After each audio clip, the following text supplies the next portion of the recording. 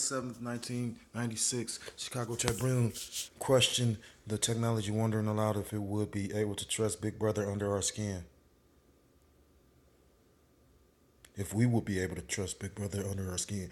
Then in 1997, applications for patents of subcontain, subcutaneous subcutaneous implant devices for a person or animal were filed. I want to look up that word subcutaneous. Bear with me for a second, Salakia.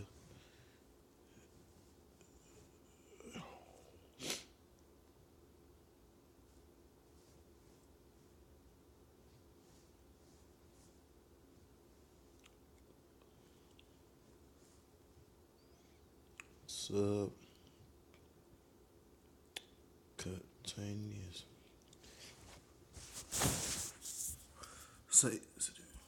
It says subcutaneous anatomy medicine situated or applied under the skin. So, uh, implant devices for a person or animal were filed. In August 1998, the BBC covered the first known human microchip implantation. The same month, the Sunday Portland, Oregon warned that proposed medical identifiers might erode privacy rights by tracking individuals through alphanumeric health identifiers technologies. The startling Oregon feature depicted humans with barcodes in their foreheads. Millions of Today's Show viewers then watched in 2002 when an American family got chipped with Applied Digital Solutions. Verichip lived from Chalaki live from a doctor's office in Boca Raton, Florida, and that's the spirit because I recall Apostle Tahar just went into I forgot the name of the family, but he was saying that they was like doing an update on the family, and he know for a fact the son actually ended up being judged and died in a motorcycle accident or something like that. So in November of the same year, IBM's patent application for identification and tracking of persons using RFID tagged items was recorded. 3 years later, former Secretary of the Health and Human Services Department Tommy Thompson forged a lucrative partnership with Verichip Corporation and began encouraging Americans to get chipped so their medical records will be inside them in case of emergencies. The state of Wisconsin, where Thompson was governor before coming to Washington, promptly drew a line in the sand, passing a law prohibiting employers from mandating that their employees get chipped. Other states since have passed or are considering similar legislation. Despite this, in the last decade, an expanding number of companies and government agencies has started requiring the use of RFID for people identification. Unity Infra Projects, for example, one of the largest civil contractors in India, tracked its employees with RFID, as does the U.S. Department of Homeland Security for workers involved in baggage handling at airports. Ain't that about a bitch? Learn something every day. Look at that. Department of Homeland Security for workers involved in baggage handling at airports. So, like, I just recently heard a brother say, I want to say it's the brother in Ancient of Days, kind of, the head. He was saying how it's more people chipped than you think. And I'm coming to believe that, like, as an article came out, and they were saying in 2016, they're finding out that, you know, infant babies that were born in the state of Ohio, the state I'm in, that it's a lot of babies found with these chips. You know what I'm saying? I don't know how it came about, and maybe I'll do a lesson or bring out that information one day. Um, if it's the Lord's will, He'll move my spirit to remind me to do that. Because when I came across it, I think it was the brother in the Kansas City camp, GMS Kansas 144 or something like that. I just got hip to his page, so uh, but I came across the information watching his page. Continue. Since September 2001, the U.S. government has proposed several versions of a national ID card that would use RFID technology. Since 2007, the U.S. government began requiring all passports to include RFID chips that enable use of biometric features such as facial recognition. Hundreds of Alzheimer's patients have been injected with implantable versions of the RFID tags in recent years. RFID bracelets are now being placed on newborns. Ain't that the spirit? RFID bracelets are now being placed on newborns at a growing list of hospitals. Students are being required in some schools and universities to use biometric ID, employing RFID for electronic monitoring. Thousands of celebrities and government officials around the world have had RFID radio chips implanted in them so that they can be identified, either for entry at secure sites or for identification if they are kidnapped or killed. Others, like Professor Kevin Warwick, a British scientist and professor of cybernetics at the University of Reading in the United Kingdom, has been microchipped for purposes of controlling keypads and internal devices with the wave of a hand. Besides providing internal storage for individual specific information like health records, banking, and industry envisions a cashless society in the near future where all buying and selling could transpire using a version of the subdermal chips and wireless authentication.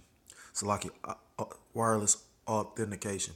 As mentioned above, in 1973, Senior Scholastics magazine introduced school-aged children to the concept of buying and selling using numbers inserted in their foreheads.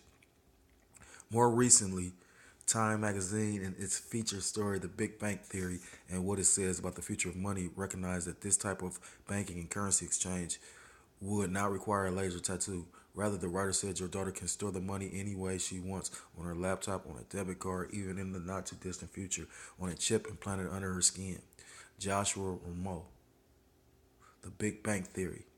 And the article is April 27, 1998, and that's the web address.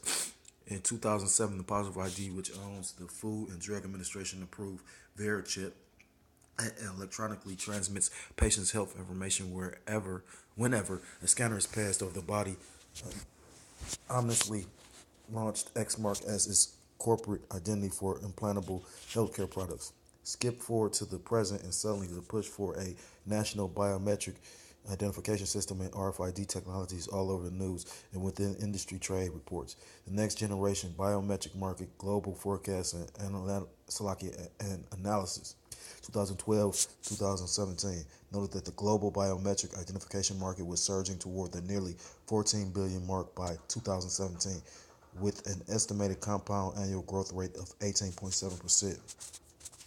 In February 2013, a report for the Competitive Enterprise Institute authored by David Beyer, The New National Identification System is Coming, documented how U.S. lawmakers, including Senator John McCain, which is, call law Yahweh by Yashim Yahweh Shah, we know he's no longer here, and Senator Lindsey Graham were advocating for a super identification system that would include biometrics. Ain't that about a bitch? See, these are things that's not openly in the news. I mean, like I said, and you got motherfuckers that was mourning this damn devil. 3 months later, with his passing, what I mean? But the Most High, what did he say? What's that scripture where he say he required thy soul? He required John McCain's soul. Fucking devil. 3 months later, in May, the Massachusetts-based engineering firm MC10 disclosed that and is developing a high-tech biostamp electronic tattoo that will replace all passwords. It is made of silicone and sealed on the wearer's body. As this book heads to the editor, MC10 hopes to have its first prototypes affixed to humans within the next few months. Simultaneously, Motorola Senior Vice President Regina Duggan announced that a project similar to MC10 is now under development at the multinational telecommunications company called the Protheus Digital Pill. The project contains a computer chip and transmits an 18-bit ECG-like signal that can communicate with mobile devices as well as serve as a biometric ID. The ingestible pill has already been approved for human use and tracking by the FDA in the United States as well as in Europe. Note that Proteus is a shapeshifter and primordial pagan god of ancient sages, seers that can affect the conscious and is capable of mutating them host. No sooner had the Motorola announced its plan for the Proteus swallowable marker, then some in the secular media march forward to brand any concern or resistance religious types, such as the authors of this book, as inflexible shrills who do not represent true Christianity. As an example, Ian Ian Thomas of the Register wrote on May 31st, 2013, one marketing problem Motorola may not have anticipated is the reaction of biblical literalists to its authentication system systems. A surprising number of people in the U.S. still adhere to an apparent literal translation of the current version of the final finale of the translation of the current version of the finale of the New Testament, the Book of Revelations, or for you believers of the Catholic persuasion, the Apocalypse. The text, thought to be written about 60 years after the biblical death of Mashiach, is regarded as either a description of the end times of humanity, a satirical pastiche on the increasing subverted tenets of Christian bureaucracy, or a really bad mushroom trip on a Greek island. Nevertheless, it contains the following warning. He's trying to make a joke out of the scriptures. And that's the spirit, though. That's what I started off the lesson with. And he calls of all, both small and great, rich and poor, free and bond, to receive a mark in their right hand or in their foreheads, and that no man might buy or sell save he that had the mark or the name of the beast or the number of his name. Be assured that the majority of people of faith in the U.S. and elsewhere aren't so inflexible. Those that aren't may be shrill, particularly in the U.S., but do not form a representative sample of Christianity. In January 2013, Robert A. Pastor, professor of international relations of American University, argued before the U.S. Congress that the majority of Americans are now ready for and need a national ID based on head and hand biometrics. A centerpiece of immigration bill imagines just such a scenario and will require will require all citizens to have a biometric card, without which no one would be approved for employment, effectively rendering him or her as a non-person. By June, they ain't about a bitch. They say that you ain't human, or you're not a person if you don't get the damn chip. But the dog got the chip. They're like, man. Let's read that again. It's a centerpiece of the immigration bill imagines just such a scenario and will require all citizens to have a biometric card, without which no one will be approved for employment, effectively rendering him or her as a non-person. By June 2013, the Congress, so I guess they just talking about the card, they ain't actually talking about the implant. By June 2013, Congress of the United States pushes forward on related mandates demanding progress on advanced biometric smart cards for federal identification under the Homeland Security Presidential Directive. The DHS wants these personal verification IDs immediately and for its employees to carry digitalized finger and or palm and facial recognition images hand in hand to serve as the trendsetter for all levels of government and private industry identification. These cards will employ barcodes, RFID tags, and onboard data processors that can transmit information and location to remote sites. And that's dangerous because that means that means that they tracking everything, basically. I'm going to end there.